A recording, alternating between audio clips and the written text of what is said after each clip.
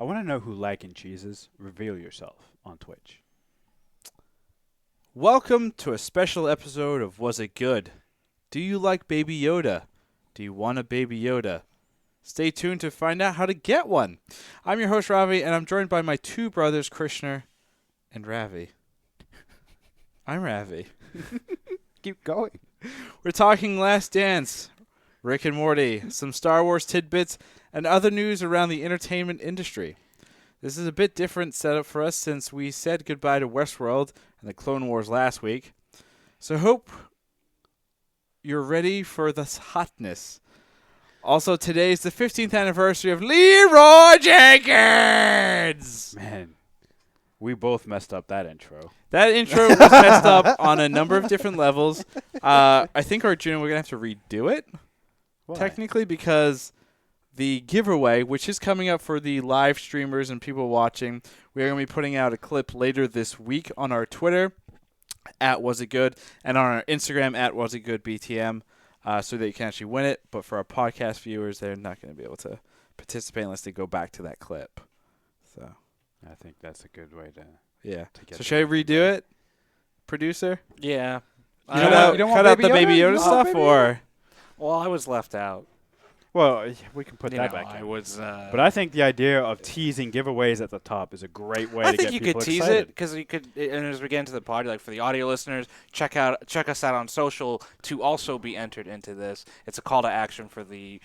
I would assume most people who actually get to listening to the podcast also probably follow us on social. But for the few who might discover the podcast and not follow us on social, Okay. it's a good call to action. So what we do, Krishna, make sure you get the names right next time, right? Yeah, well, I thought Yeah. it was Do you know funny. what my name is? It's Arjuna. Yeah, Good job, Mom. I don't know what the proof is. Anyway, here we go. Welcome to a special episode of Was It Good? Do you like Baby Yoda / the child? Do you want a Baby Yoda / the child? Stay tuned to find out how to get one. I'm your host, Ravi, and I'm joined by my two brothers, Krishna and Arjuna. We're talking Last Dance, Rick and Morty, and some Star Wars tidbits, and other news around the entertainment industry. This is a bit different setup for us since we said goodbye to Westworld and the Clone Wars last week, so we hope you're ready for this hotness. Also, today is the 15th anniversary of Leroy Jenkins! I know you feel the need to say the child, but Yes. nobody knows it by the child. No one. But I said Baby Yoda, so it covers. I know, but... I'm not doing the intro for a no, third time. No, we're not doing it for a third time. No. I just want to let you know you changed my beautiful intro. Well, we had to change it from the first time because you forgot your youngest brother. So, I thought his name was are Randy. you a reliable narrator to the audience anymore? I never have been. I don't think so. Never have been. What is it with the Nolans and not liking reliable narrators? I think that's anybody in storytelling anymore. I think you have to now to make an interesting story. You have to have an unreliable narrator because then you're shrouded in the idea of maybe, ifs, buts, or just where you're in the You don't know gray. what you don't know what's real. Which is- Exactly. yeah. And then it causes this entire discussion, right? Mhm. As opposed to painting a movie where it's like Arnold Schwarzenegger's daughter is kidnapped by his old military group. He grabs a bunch of guns and he goes and he murders a bunch of fucking people, saves his daughter at the end. It's very black and white. But it's a great movie. Actually, Sure. That's a perfect segue into our first thing right off the top. Is Michael Jordan a reliable narrator for his own documentary? Absolutely not. Fuck no. No. We had a well- great conversation on our well- call today at work about that. Well, for this, he's definitely not because he, first of all, commissioned this documentary back in the 90s. Right. It's his footage. He decided when it was going to be released. Mhm. He specifically released it this year for a reason, and it was supposed to come out in July for a very specific reason. What was the reason? The reason being LeBron James had a good chance of going to an NBA Finals with the Los Angeles Lakers and had a good chance of winning, which would have been his third championship. LeBron James is the first person to come along who is a serious threat. That would have been his fourth championship. Fourth championship, right? Yeah. But he's the first superstar since Jordan played to come along to be a serious threat and in the discussion of being the greatest of all time, right? Yep. A a championship with a third different team for LeBron would have opened this conversation up. That is why Jordan had this documentary commissioned for this year to be like, oh yeah, you're all talking about LeBron James. I'm Michael Jordan. This is why I'm the GOAT. So no. So this sounds like just a person whose ego got in the way. All right. So I mean, if you know anything about Michael Jordan, and actually episode 7, he kind of admits that. He says, "Yeah, I was a hard teammate. He rode his teammates hard. He's like, and that's why the Bulls have 6 championships. It's because he treated his teammates like Yeah. that. But why? But why though? Because he does have a giant ego. He wanted to win. That desire was so strong, right? And nothing was going to stop him from accomplishing that. My question is this. Michael Jordan clearly is the commissioner behind his own documentary. What is the percentage that we put at of what we're watching that is, as we see it, like fact? Or can we take this thing at face value for the most part? Or what do we think's been changed from reality? Or is it all real? It's just from a certain point of view. I guess here's the thing. Like, I don't want to get like too top level here and then go all the way deep here, but like a documentary is supposed to retell something that actually happened and give us more information and potentially shed new light or shift our thinking and et cetera, et cetera. With the Michael Jordan documentary thus far, a lot of the information that has been presented is not earth-shattering, brand new. Like, there are other documentaries that have been done without Michael Jordan's blessing, right, or without his input or whatever, where it gives us similar information. Like, a lot of this stuff is not super, super new. To your casual fan, to your person who just wants to turn on Netflix or ESPN, just watch something for the sake of watching something. Yeah, this is a lot of new and interesting information. Like we said at the very get-go a couple of weeks ago, like for a lot of people, their first introduction to Michael Jordan was like through fucking Space Jam, right? And there is a lot more information there. With this documentary, like I said so far, I don't know if this a lot has been changed. I think it's just an info dump. I don't know if this is doing anything beyond the fact of stroking one man's ego and making himself relevant in a time when I think one of the most interesting comparisons I saw was, what would Michael Jordan's legacy person be in a social media-driven world today? I would make the argument that it'd be worse. Yeah, he'd probably be way worse. His reputation would actually be worse if he played today. He would, say that you just take Michael Jordan as good as he was. Let's say the Bulls win 6 championships, but Twitter exists. Well, the gambling stuff would have been way more prevalent. And if anything, in episode 7, we see that really dogged him, right? And that's a big reason why he felt compelled to retire after the first three-peat. So, but can you imagine him having a gambling accusation or, the media having a field day with that, but that conversation taking place online on Twitter where everyone can chime in? Well, I mean, there's a similar NBA player in Kyrie Irving in terms of, like, Kyrie has obviously faced a ton of media scrutiny because he's a weird guy, right? And he does a lot of erratic things.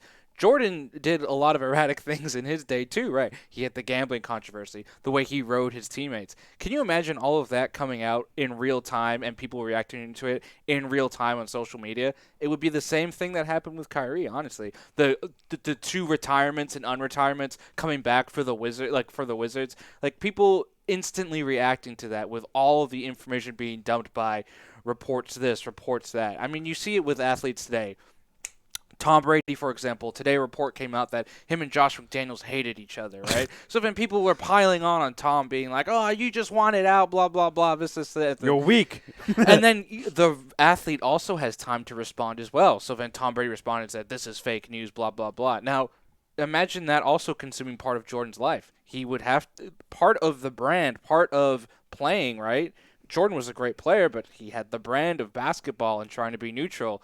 It's very hard to be neutral in basketball and in sports today when you have to have a social media presence. If he would not be the GOAT in today's world if he did not reply on social media and have a social media presence.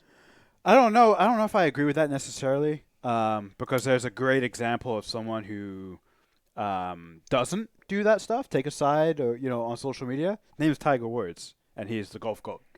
In fact, he has kept single-handedly golf relevant. Right? But here's the thing, though. Tiger's prime and most of his career was not in the social media age. It started in the 2000s, and by the time but he was still winning championships during social media, right? And barely, not really.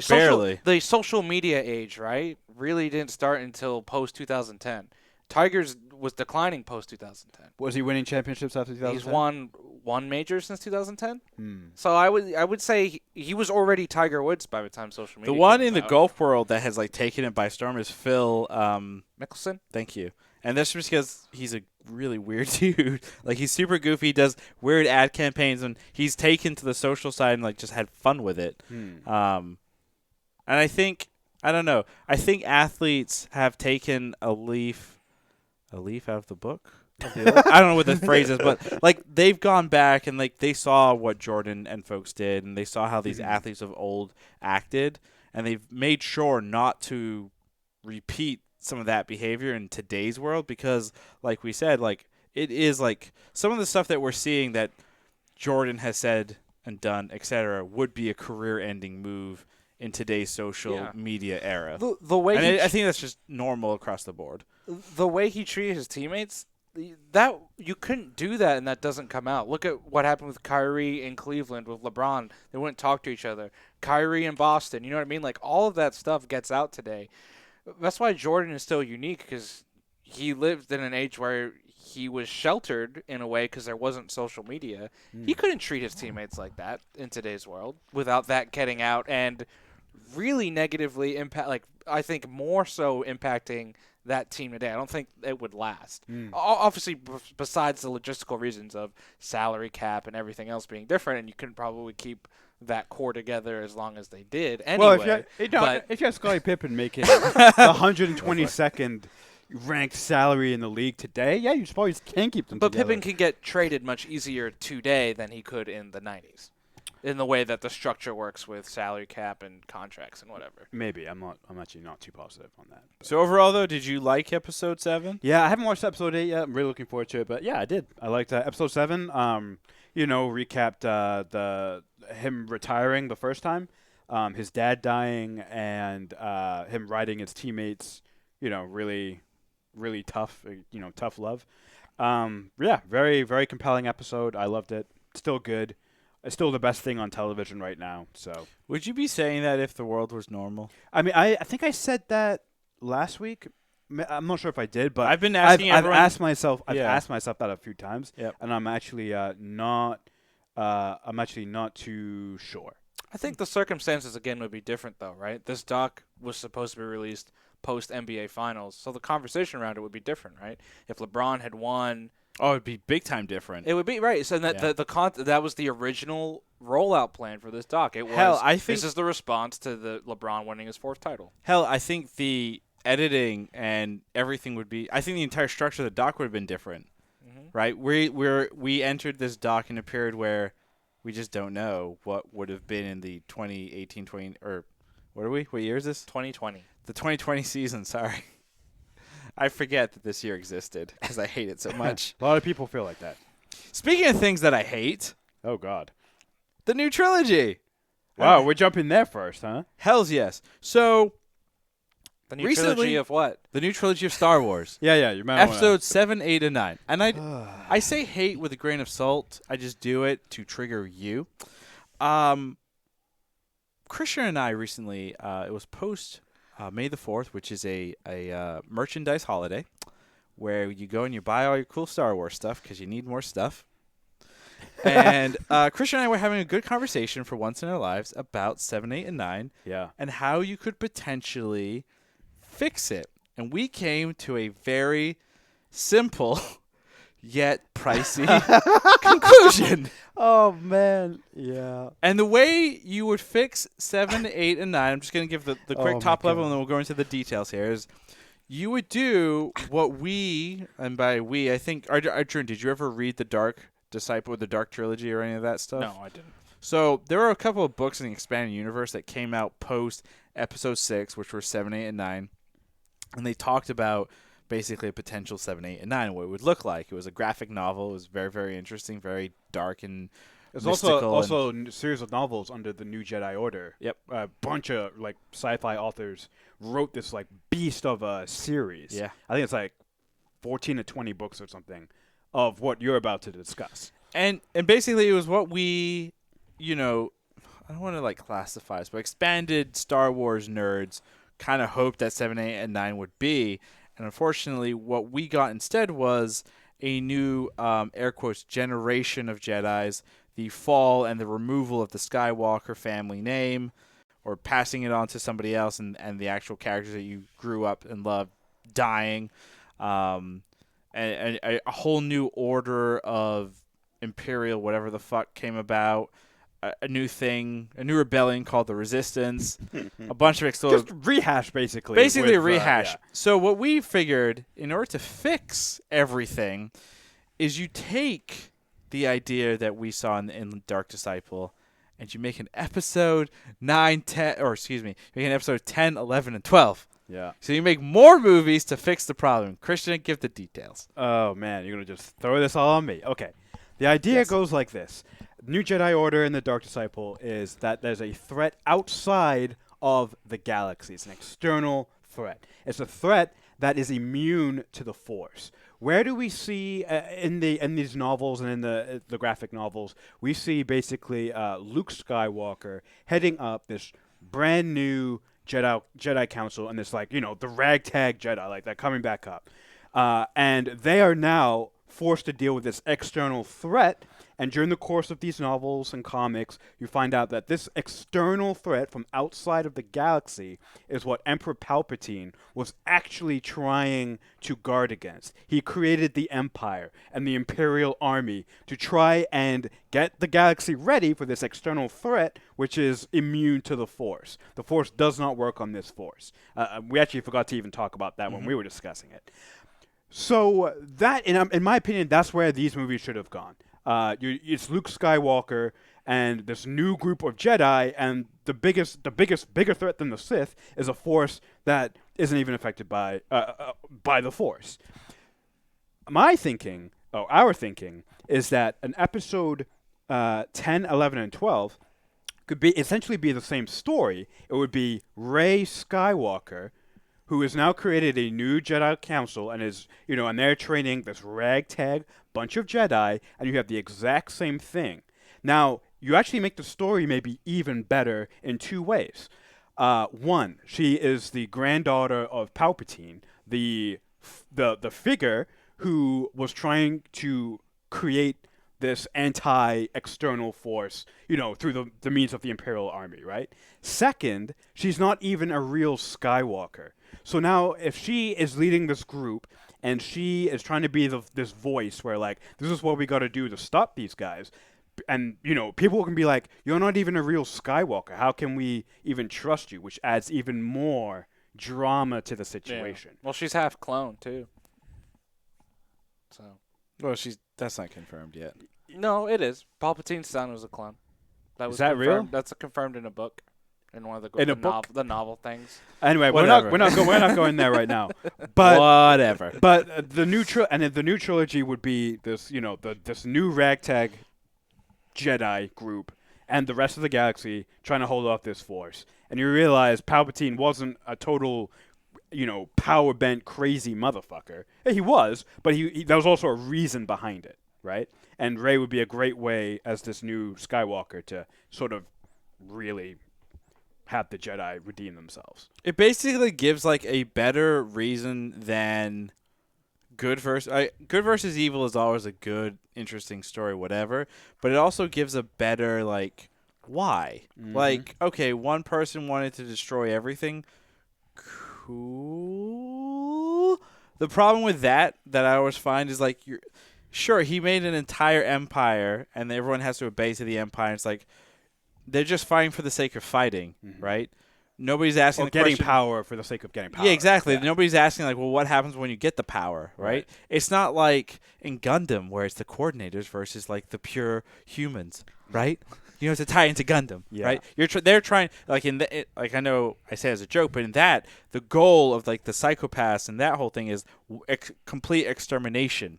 While the Empire, the First Order, the idea is everyone is now part of this collective or whatever, but that doesn't work either, right? People naturally don't want that. They need like a singular thing, and with this new trilogy, it just never made sense as to why a cult group, it's a cultist group that is backing ultimately Palpatine on Exegol. Exegol, yeah. Exegol, the planet. That's how he gets the Final Order fleet and the planet-killing weapons. They're a bunch of cultivists, but it's like, yeah, maybe like the Jim Jones group. They got a bunch of people together and clearly it's very powerful, et cetera, et cetera. But like in a galaxy-wide scenario, I don't know if that would work. Well, but like you hit the nail on the head. Whether it works or not, we've seen that story.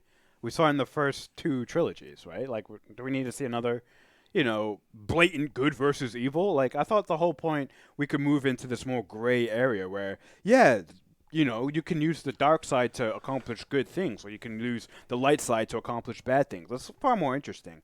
Also, we've already seen there's already been a couple of references to things outside of the galaxy. I can think of two off the top of my head. Admiral Thrawn, the novels.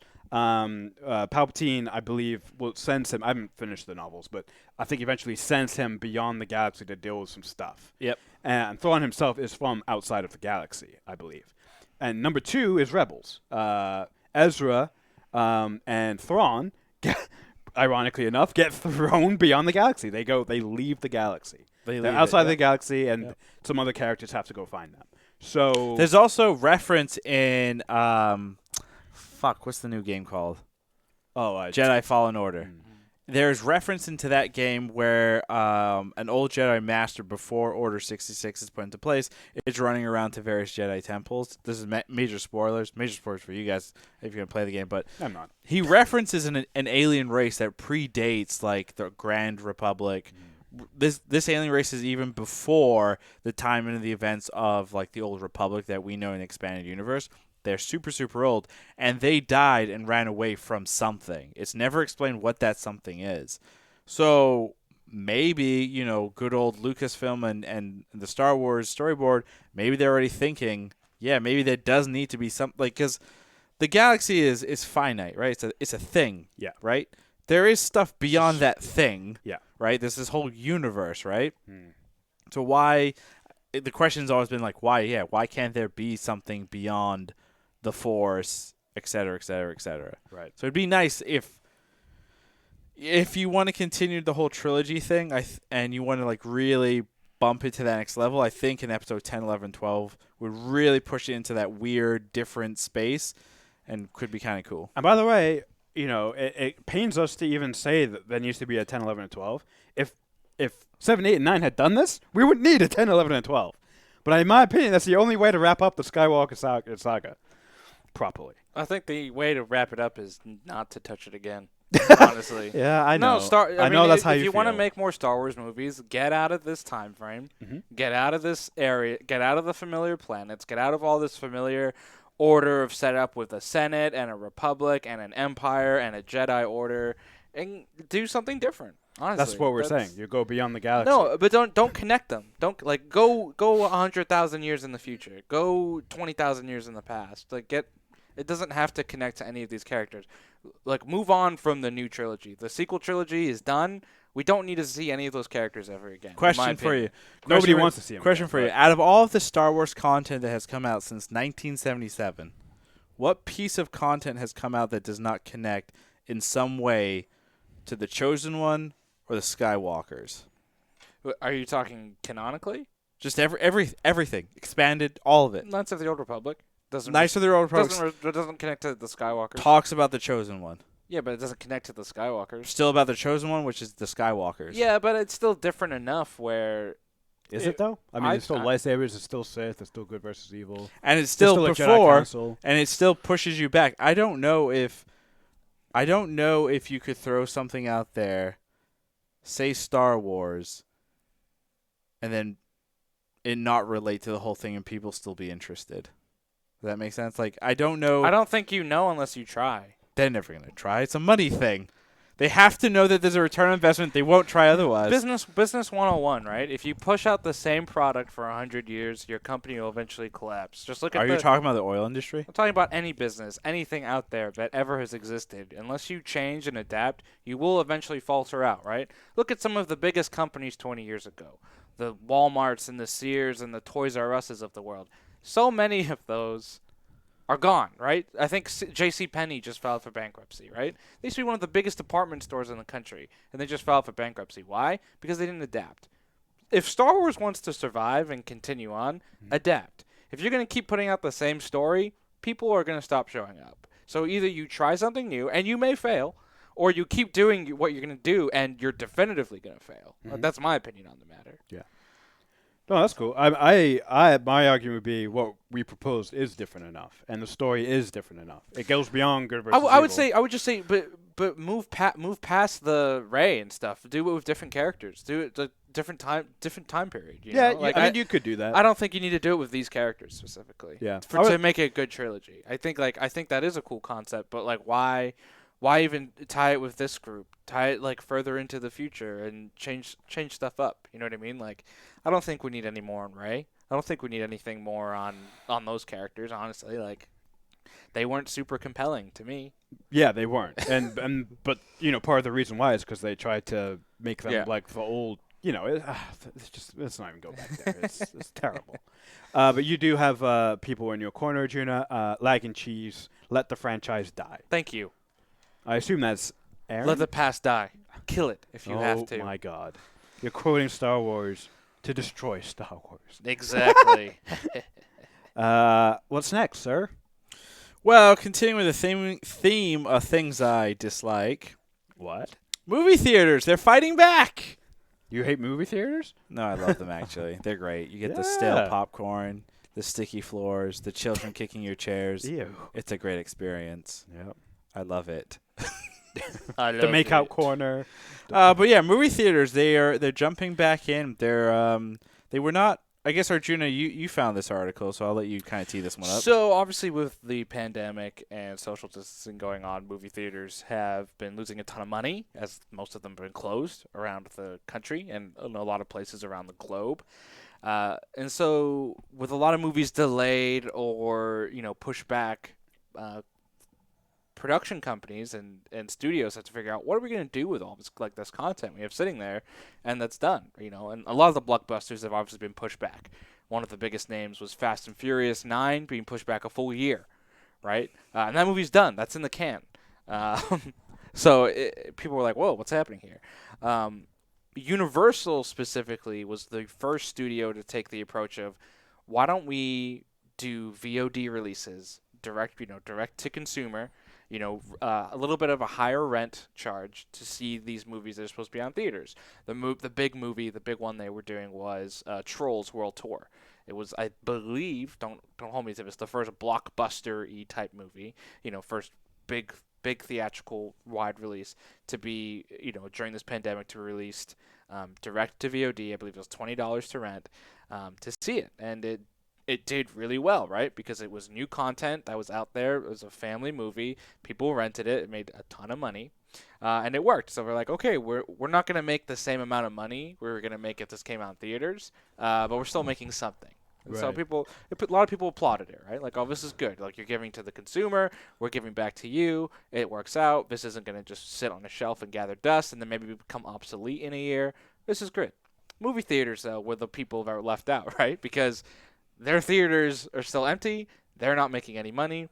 They need new movies to make money. And so movie chains like AMC are fighting back now and saying, hey, Universal, guess what? Because you didn't stick to the original plan of releasing this movie in theaters, we're not going to be showing any of your movies now.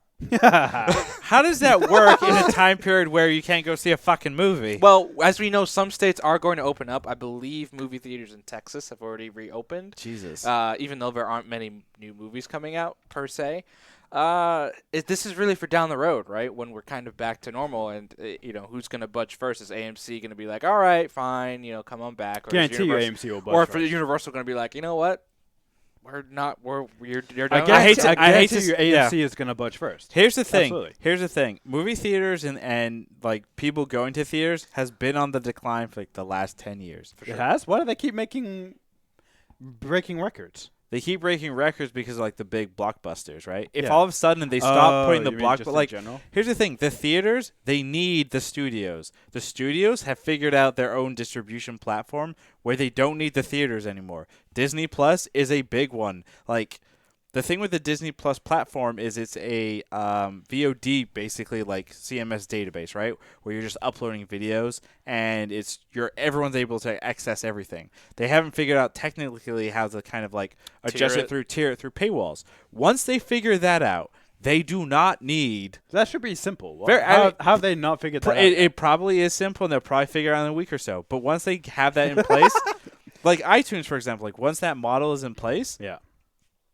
you don't need a fucking movie theater anymore. That's Well, not true. I yeah. do think there are some spectacles that people do want to see on the big The screen. blockbusters. The Avengers Endgame. Hold on. The Star Wars. Hold on a worlds. second. Well, in Hollywood, what theater does Disney own again? Oh, the El Cap. That's right. They have their own theaters. Yeah, but they don't own thousands of theaters. Yeah. They But here- don't. but here's the thing. That's the thing. So You're just you thinking, here's the thing. so what you're you thinking- and guess what? The $2 billion don't just come from Hollywood. They come from the middle of bumfuck Kentucky, and all those other China. states where Disney doesn't own. Disney's not a McDonald's where they own enough real estate to open up 3,000 theaters. But we're getting to a point, and this happened actually a while ago before the entire coronavirus stuff was. There was a whole the whole reason there's a separation between studio and movie theater like distribution is because then you create a monopoly. For sure.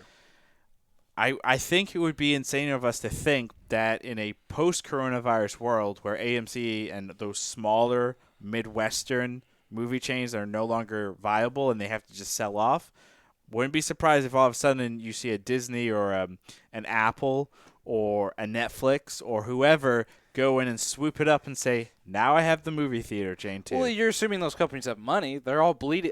Everyone's bleeding money right now, not just the theaters. Like Apple's bleeding money. Disney's not bleeding money. this podcast, because we were never making money. Well, I'm talking so, about the big companies, though. You know what I'm saying? Like Disney's not going to have Hey. Disney and Apple are not going to have the cap. I'm big. Disney's not going to turn around in the pandemic like, yep, we're going to go buy 3,000 theaters just Yeah, to but show the our movie 30 theaters- movies a year. The movie theaters aren't going to hold to their. We're not. No, showing I these agree. movies. No, I agree. Oh, with they you. say we'll go bankrupt. I People, agree with you. the only No, movie, not only movies that is people go to see are making movies are the blockbusters. Hold on, not only that though, but you also have to think in like a post-coronavirus world, especially like the Midwestern states where, we're looking at 30 million Americans who are unemployed as Sure. of this taping of this podcast. When things get back to normal, they're not going to the movie theater because they don't have jobs. They need sure. to save money. If there is a platform out there where it's like, I can go and watch that cool Black Widow movie, sure, it's on my crappy little 65, 80-inch TV, they're going to opt for that over going to the movie theater. Depends on the price. Yeah. Yeah, Well, right. 15, If 20 it's- bucks. if 15, 20 bucks for an entire family of four compared to going to the movies that's true. where it's $50, Each. $60. Yeah. No, that's true. Yeah. But they need. But Better model. They clearly need each other. So this fighting is hilarious to me because it's a non-issue. As soon as things open back up, yeah, they might fight for a month or two more. But then it's gonna be like we're both losing money. Theater, I mean, We're gonna put the movies back in the theater. The studios only need theaters for blockbusters. The mid-tier, your mid-tier movies and everything have already found Go straight to new VOD. homes on streaming. In fact, Yeah. people prefer it that way. Your Oscar baits, Oscar bait movies. Give me my free screener. Yeah. Well, not the screener, but No, in terms of What? No, shut up. but in terms of streaming it, like on a Netflix, on a Disney Plus or whatever, like Oh, I see what you're people saying. are like, unless you're a film nerd, right, and you're like, I gotta go see it on the right aspect ratio on the right screen. That's why you pay the premium for the movie theater experience because you're getting it on the correct screen with the correct sound and blah blah blah. Yeah. Yeah, but most people don't care. To the future, who knows what it holds. But one future that's not happening during the coronavirus period is Season 6 of Black Mirror. Why? Because things are depressing. Black Mirror is literally too depressing for the present reality. It's insane. So the creator came out and said, right now is not a good time to put Season 6 out because He's right. everyone is sad. and is absolutely right. Why doesn't he make a happy season of Black Mirror? Because that's I not feel what like that Black would Mirror fuck is. with people too hard. But there are some like funny or happy episodes of Black Mirror, or Not or, enough. Or ones The Miley Cyrus one's pretty funny. yeah, that one's a little more lighthearted. There's a couple. Yeah, no, but he's right though. The reason I can't watch Black Mirror is because it is so dark and depressing, and I can't watch episode after episode of that kind of television. So just based on that alone, there might be lighthearted episodes, but to put out a full season of just really dark dystopian futures because of bad technology, it's just too real. Why don't they just do a documentary for like the sixth season? It's just like the actual creator living at home in this new world, That's hilarious. trying to write a new season of Black Mirror. Like that is the darkness of it. Yeah, but oh man, it's still too dark. I mean, have they? I guess here's the question: have they shot season 6 already, or is it? Well, so here's the thing that's weird about Black Mirror, right? Their production schedule kind of got screwed up with Bandersnatch. They Right. had to pump in a ton of resources into creating that. They said it like basically the amount of time, effort, money, and everything that they put in that one episode is what they put into like 4 episodes, right? And these are all very high quality things, right? That's why when season 5 came out, it was only 3 episodes. But there was a rumor that there was another like 3 to 5 episodes out there that they were just going to release later last year. Never came. So no one knows if there's actually episodes out there that just haven't been released. It's kind of an unknown at this point. Interesting. There might be, but we don't know. Unknowns suck. But you know what is better than the unknown? Having a cute plushie toy that we got somehow. Don't know how we got this. But we are actually giving this away when we release our social clip later this week.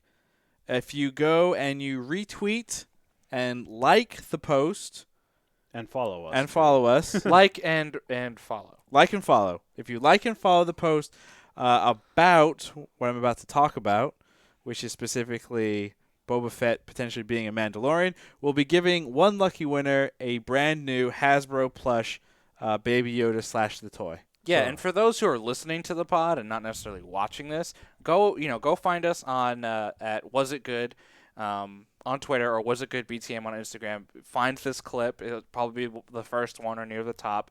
Like we said, like and follow, and you too have the chance to be entered into winning this coveted item. Of Plushy baby Baby Yoda. Yoda. So what is this Boba Fett nonsense? So, Boba Fett! As I throw that away. you just killed Baby Yoda. So, the actor who played the infamous Jango Fett / Clone Trooper 1, Clone Trooper 2, Clone Trooper 3, all the Clone Troopers, also did a bunch of voice work, or new voice work in episodes 5 and 6 during the re-releases. The actor's name, and I'm going to mispronounce it, so forgive me, Tamora Morrison. That's pretty close, I think. He's actually supposedly Variety reported. Is it Variety or Hollywood Reporter reported? Well, everyone's reported it. Everyone's reporting that he is going to make a return appearance.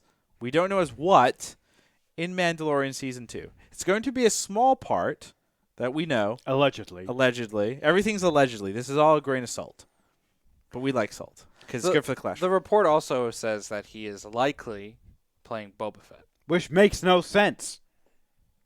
Christian brings up the fact that it makes no sense because a particular Boba Fett, who he is, or the actor has been. How many Boba Fett's are running around? Oh no. There you go. no. The Boba Fett that we're familiar with, which was the Jango Fett's son from Episode 2, Oh no. lived through the Clone Wars. We actually see him in the Clone Wars animated series. There are some graphic novels, specifically the Vader series, where he actually goes to Tatooine during Episodes 4 and 5 to actually track down Luke, and he actually reveals, and this is canonical? Canon. This is canon that Boba Fett is the one that basically tells Vader that Luke is a Skywalker. And I forget how Boba Fett knows that Vader is Anakin Skywalker, but Boba Fett does know that as well. But in Episode 6, as we all know, poor little Boba Fett gets supposedly eaten by the Sarlacc pit on Tatooine. Now, The Mandalorian does take place 5 years after 5 or 6 years after episode 6. And there is an episode specifically in Mandalorian series season 1 where they're on Tatooine. And at the very end of the episode, I forget which episode number it is. I should have probably done some research here. But the actress who's in Agents of S.H.I.E.L.D., Ming-Na. So her character, if you remember, is supposedly shot. And at the very end of that episode, she awakens to a stranger standing over her. A lot of people speculated that was Boba Fett because of the shadow and some of the items that you can see. Maybe and not. he could bring her back alive, like he brought himself back alive. Correct. He figured out immortality. So that's one theory I've heard. There's been so many. Christian, I like your theory, if you want to throw it in real quick. Yeah. Who Tamora Morrison, Yeah. who played Jango Fett in episode 2, could potentially be. That's Captain Rex, right? I mean, let's think about this, right? Captain Rex is a clone. What? And I don't know if this has actually been actually confirmed and made canon, but it is thought that the old man soldier in Return of the Jedi is Captain Rex. Now, I've heard Filoni made it canon. yes, but I've heard also other people come out and say in Disney, "Oh, we don't know," because of the racial backlash. Whatever. We're not going to go there right now. No, let's go there. No. But Captain Rex, right? And we know Captain Rex is probably alive. And there's another casting in Mandalorian Season 2. Rosario Dawson. Yes. God, I don't know her name. Who's playing Ahsoka. And Ahsoka and Captain Rex they're pretty much inextricably linked through the extra Star Wars stuff that we've seen. You're going to bring one character to The Mandalorian. Why the hell wouldn't you bring the other one? For anyone who watched the Clone Wars finale last week, you'll know that they were together right at the end of the Clone Wars series. They come back together in Rebels. And they come back together in Mandalorian. Breaking news confirmed by our own Christian Ramgopal. Thank you for confirming that. Well, it's not confirmed. What? But it just makes sense to me that Tamora Morrison would be playing Captain Rex in Mandalorian Season 2 and not Boba Fett, since Boba Fett is still digesting in the Sarlacc pit, since it takes 1,000 to 2,000 years to be digested. The other theory that I read today, actually, from the good folks over at Gizmodo, was that it is not Boba Fett. Instead, it's another clone. Yeah, I I kind of like out that. there I too. kind of like that. I mean, there should be plenty of clone. Well, I mean, I guess they're dying off because they have accelerated aging, but yeah, there still should be a few around. What? I think either way with this news, it's quite interesting. It's got a lot of people excited. I think the news of Ahsoka being in Mandalorian got a ton of people excited. So season 2 for Mandalorian is probably going to be. We're going to be sitting. I mean, this is what's going to happen, right? It's most likely going to be a 10-episode run again. It was 10 episodes, right? Or was it 8? I thought it was 8. I or think 6. it was 8. Hold on, just keep talking. It's going to be an X amount of episodes run. Yeah. We're going to get all this cool information about all these characters appearing, and they're not going to appear until the last 2 episodes for 15 seconds. This is what I hope they Which do. I love. Yeah. This is what I hope they do for Season 2 of The Mandalorian. They make it like the good, the bad, and the ugly, right? So Ahsoka can be the good. What's his name? Gus Fring can be the bad, and Mandalorian can be the ugly. He's under a helmet, you never know. You just assume that he's ugly. It was 8 episodes for season 1. I knew it. So yeah. Also, Michael Biehn is going to be in this season. Fun fact. Who's Michael Biehn again? Michael Biehn is most infamously known to sci-fi fans as Kyle Reese in the original Terminator. He's going to be in it? He will. He will be a bounty hunter. Very nice. That's all we know about him. Boba Fett's son? And like we said at the top of this, if you are listening / watching, hit up at Was It Good on Twitter, on Instagram at Was It Good BTM. Make sure you follow and like, and you'll be entered for a chance to win this little guy right here. Shh, stop talking. We will be announcing the winner next week during during our live stream of the podcast on May 18th. You can find that on twitch.tv/wasitgood to see if you are the lucky winner. Damn. I'm so excited. I Really? hope I win. And Christian Jr., you cannot enter. What? Ooh. Can Are I you just can making I up enter like rules? a proxy? No, you can't do that. Yeah, make a fake account. Yeah, I'm gonna do You it. can't do yeah. that. It's gonna be called Good Quesadillas. Oh, man. Okay. Disgusting. Anyway, Blacklist. An interesting... was it CBS? Yeah, what the hell's Blacklist? Something like that. CBS. Wait, what is Blacklist? Blacklist is our good friend who was originally Dr. Daniel Jackson. Oh. More recently, the voice of Ultron. the voice of Ultron, What's his name in The Office? Hollywood. Robert California. Robert California. Yep. What's his name? James Spader? James Spader. James. Spader. Is it James? Is Yeah, that right? it's his he's one of the leading men or actors or whatever you want to call it in that show. Their final season was supposed to be during this last season run. Unfortunately, I don't think it's their final season. It's just their season finale. their season finale. Sorry. Their season finale was supposed to obviously been shot with real people. Instead, they weren't able to obviously get together and shoot everything that they needed, so they decided to animate it. So it's an animated Blacklist? It's an animated season finale of Blacklist. Yes, I believe partially. How does that animated. work? Juna, take it away. So you just animate it. You can animate from home, right? No, I understand that. How do you go? How? That- You're going from a show Yes. that you shot live, Yeah. and you're gonna animate the finale. Isn't that gonna just pull you out? And it's the finale. It's not the whole season.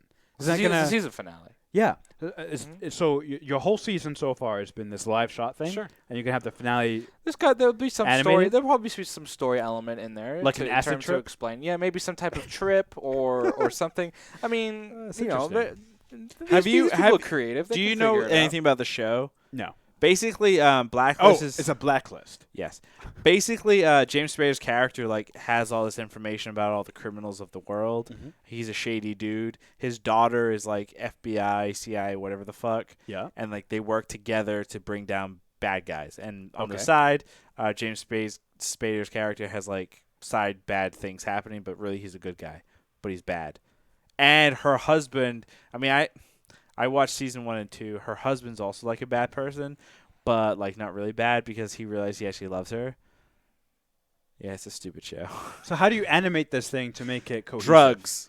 That's the only way I can. If you look at the article, the link I put in, they actually show a little piece of what the animation style will look like. And So cell shading. yeah, it it's a looks little bit. It's a little bit of cell shading, kind of graphic novel style. But I commend them for first of all keeping people in work, Sure. keeping jobs available, and also just finding creative and different ways to tell your story without just having to shut it all down. It would have been way better if they just do the episode with James Spader sitting at home in his underwear, and he is Skyping with his daughter about bringing in a bad guy, and that's the entire finale. But that's not creative. That's lazy. I think the laziness should win out here, not the creativity. Wow. I think it Speaking would of, be hilarious. so I like Arjuna said, I think that's really cool that they're doing that. They're still giving their fans some story and something interesting here. Speaking of animated shows, Rick and Morty, their second episode premiered Oh, yes. from the mid-season premiere of last week. the break. This is whatever. episode 7. Yes. You two, because you both wear glasses, decided to watch it. What did you think? Here's something I've always wondered in a in a corona-filled world. Are animated shows affected at all by the fact that you can't get a group of people together?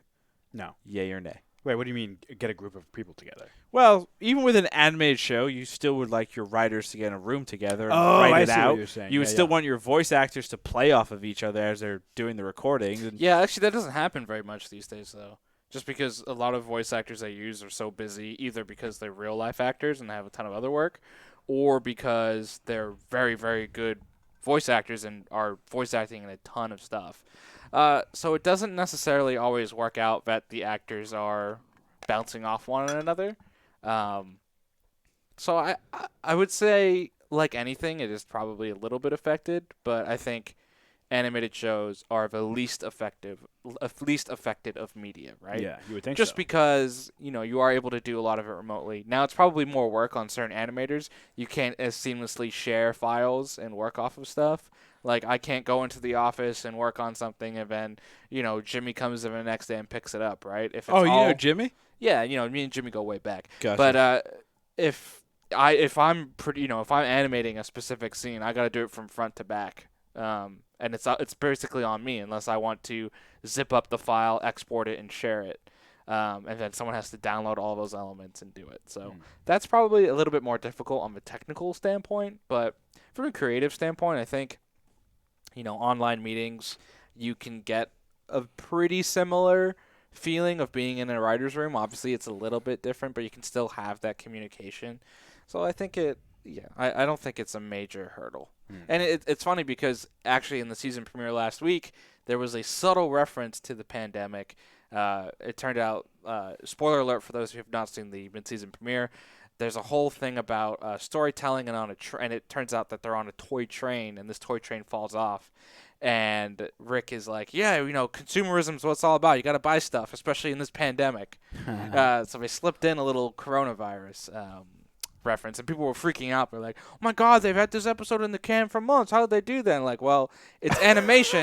They can very easily change the mouth one line and add a is little not line gonna- in there. It's yeah. not One of gonna be It's not the the end most of the world. mind-blowing thing One of the you've most seen. amazing feats of animation in big series was South Park during I think it was the 2008 election, where it was Obama. Yeah, it was Obama's first term, and they had everything set to go 2 different episodes of South Park based on who won. Yeah. And they built it out within 24 hours of everything, which was super impressive. If you listen to the creators of South Park talk about how much they procrastinate on that show in terms of just actually writing the episode and then animating it, well, because first off, it's the nice thing about South Park, it's not a complex animation style, so it doesn't take too long to animate. But many times they have gone up to 2:00 in the afternoon, delivering that episode to, was it Cartoon Network, Adult Swim? No, Comedy Central. Delivering it to Comedy Central at essentially the last minute before it hits air. I feel like that's more of them giving the finger to the corporate executives. Well, I mean, they've also said that they're just heavy procrastinators and they do a lot of weed. I believe that. They do whatever the hell they want. Yeah. And they can, because the show's been going for 20 years? Yeah, Yeah. still has a loyal So- fan base. Yep. So did you two enjoy this week's Rick and Morty? Was it refreshing to see something that you loved come back Oh during yeah, this it was great. fucked up time period? I actually thought I was watching the first episode after this mid-season break, and I didn't realize it was the second one. So I haven't seen last week's, but I saw this week's. It's a continuity breaker. It is. Yeah. Oh, it's last week's. Last week's Sets up this week's. no, it doesn't set up this week's, but it's just one that's just a big middle finger to everyone that's like, I want everything to be have nice continuity and everything to be like a story arc and everything. It's actually very well done. Oh, last week's. Yeah, and I think as a writer will also appreciate it, because it goes through all the tropes of storytelling. Literally they're on a circular toy train that goes literally through this is all the different tropes of writing you can go through. And there's a lot of actually good think pieces about, is this Dan Harmon essentially criticizing his own writing style, and what each thing represents. There's basically the antagonist of that episode is called the Story Lord. So people are like, the Story Lord represents Adult Swim. Rick and Morty represent the creators of the show wanting to do whatever the hell they want, while the Story Lord's like, we're just going to profit off of you. We've given you 7 seasons. Give us more of this, and this. And they're just like, Yeah. nah, we're good. Nah, we're good. We're good. Nah, we good, bro. But this episode was fine. It was a pretty funny one. They had some dark humor and dark references in there. Yes. Some that might find some controversial slightly, for sure. problematic. Some 9/11 stuff. There was definitely Jesus. 9/11. Some Pearl Harbor jokes, and Yep. you're just like, ooh. But overall, though, yeah, I liked it because it is a return to normalcy. I haven't watched, last time I watched Rick and Morty was before the pandemic, so it's still Rick and Morty. It's still, nothing. It doesn't feel any different, and to me, that's a good thing. It reminds me of better times. So Yeah. the humor's still there. The the bite is still Controversy is still there. Controversy. And then just the goofy sci-fi setting. Yeah. You know, they're so. What I love about the show is they're so creative with what they do with the sci-fi elements, right? And then using those to dictate where the story goes, you know, or dictate what the story is about. And I love it because it might be my favorite piece of like sci-fi satire. I don't know if that's the right way to put it, but it's my favorite piece of content in terms of how they use sci-fi in a general sense.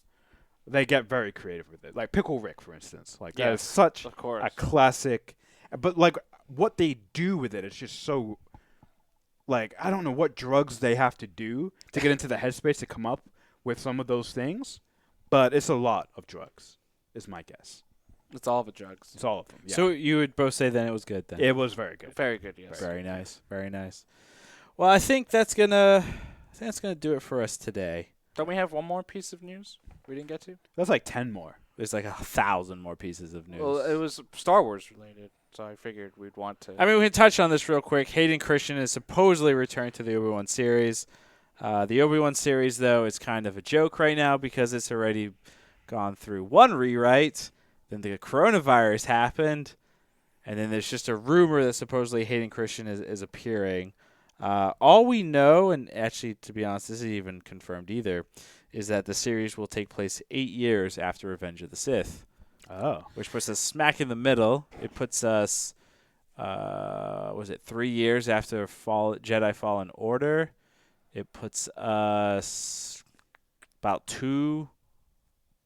puts us, hold on, doing math. Math is hard. I think 5 years before Rebels, roughly. And how long is Rebels before Episode 4? 2 years. So Luke is what then 16 in. Yeah, New Hope? he's a kid. Well, he's not 12. No. He is supposed to be like 18, right? Oh, no, I have no idea. no, 17? he's supposed to be 16, 16 or 17, 18? it's around then. Sometime. No, who cares? Sometimes. just Anyway, Hayden Christensen reprising his role in an Obi-Wan Kenobi series. I think the most interesting thing hopefully here, flashbacks. exactly. I think we talked about this a little bit offline here. Is synergy, corporate America, is that Obi-Wan Kenobi's series would not be a straight linear story. It would be a flashback story because it would be wildly more interesting and a different take on. I think that'd be great. Storytelling. He's watching over a young Luke Skywalker while thinking back to a young Anakin. I mean that. If that doesn't give you chills, I don't know what. And will. not even It's that. great. I think you can explore other parts of his life too, like cast Sabine. Satine. and cast a kid to play him. And when he first met Qui-Gon, de-age Liam Neeson, bring him back. You know what I mean? De-age him. No, Yeah, keep him the same. He's a little old now, but you know what I mean. Like I think you can do a lot of cool and interesting stuff, especially with the character of Obi-Wan, right? Like if this is his series and this is his show, this is basically we've seen a lot of his life. You know, you could definitely pack in a lot of the missing holes, between episodes 1 and 2, between episodes 2 and 3 a little bit, pre-episode 1, between episodes 3 and 4, and really like make it a very compelling It should show. really just be 3 time periods. It should be Obi-Wan Kenobi as a young, scrappy young lad, with Qui-Gon going on some adventures. It should also hit upon, like you said, it should be Anakin and Obi-Wan Kabuzi between episode 1 and 2, and it should be during the actual 8 years after, whatever. Mm-hmm. It should those 2 other periods should tie into his training, his mentorship of watching over this kid from afar. I could easily see like an episode where it's Luke is attacked by Tusken Raiders and he wants to jump in and help, but he needs to learn not to jump in, and then you flash back to like a period when he was a young whatever the fuck, and then when he had his actual apprentice. I think it should be honestly a flashback heavy show. Like I think it would I think it would be ridiculous to think like Obi-Wan got onto like all these adventures in between episodes 3 and 4. Like I think he was primarily a hermit who did very simple things. To me, when I watch episode 4, when he reignites that lightsaber, it's been a long time since he's reignited that lightsaber, and I think if we He also break says the Obi-Wan. continuity- That's a name I haven't heard in a long time, Yeah. right? Well, hold on. I mean, we know. I know he fights Maul and everything. Yeah, that's but 3 years before. But that should be the one exception in my mind. There shouldn't be much more other than that. One thing I will say is I'm shocked they haven't. I'm sure Liam Neeson's got to get cast in this thing, right?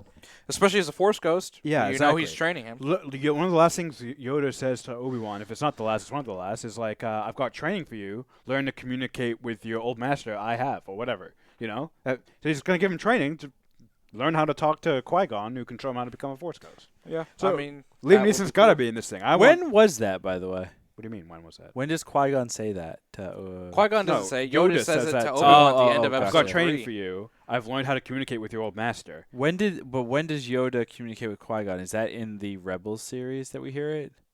Yes. It is, right? In season 6, I believe. I think so. Around that period. Yeah. I don't remember. In One of the Clone Wars, episodes. In yeah. the Clone Wars series, yeah. He shows up. I mean, Qui-Gon shows up twice. He shows up in the Mortis arc, right? And then I think he talks shows to up in Ahsoka, season 6. And then he shows up. He talks to Yoda. Yeah. Yeah. All right, well, that's going to do it for us here on the Was It Good podcast. Like we said, a little bit different. We're not super focused right now on any particular series. That being said, if you have a series or a movie that you want us to review or discuss, please definitely hit us up at Was It Good on Twitter. We definitely respond there first and foremost. We're also on at Was It Good BTM on Instagram. And then we live stream these podcasts every Monday around 6 o'clock Pacific time on twitch.tv/wasitgood. I'm your host, Baby Yoda. Have some bone broth for me. Did your brain just die for that end? Yeah. Oh my God. Yeah. We have a question from Eco Matter. Did we aka end it, Michael. though? I'm stopping the record. We're Okay, still cool. streaming though. Is Taco Bell delivery a bad idea? Yes, you idiot. I say no. You do what you want, Michael. You're a grown-ass man, and we live in dark, terrible times. If Taco Bell, Oh, 20 20 to 30 to 30 minutes. That's delivery? pretty Yeah. good. That's pretty good. You I gotta would do jump it. on that, I man. would do it. what is it? 20 to 30-minute delivery. He's gotta delivery do it. time. You Yeah. gotta do it. Yeah, I and would you change let my us mind. know. Was it good? Learman said, who shares with disks anymore? Surely they can have a central server they can VPN into. Yes, that is true, Michael. But with large files of animation files and even video editing, it's really hard to share super large files via VPN, and those servers aren't normally big enough, and so that's probably what makes it difficult.